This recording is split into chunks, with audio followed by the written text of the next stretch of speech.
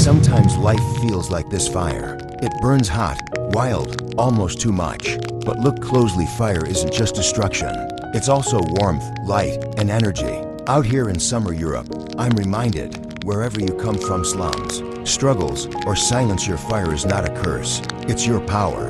So don't dim it for anyone. Sit with it, control it, let it guide you.